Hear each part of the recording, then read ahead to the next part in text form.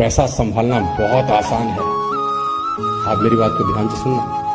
पैसा संभालना फिर भी आसान है, लेकिन इज्जत संभालना बहुत मुश्किल काम होता है।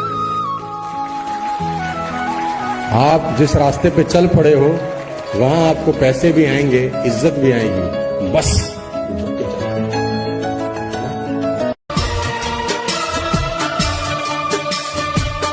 कोई तो वफा करे, कोई तो जफा करे, किसको है पता यहाँ।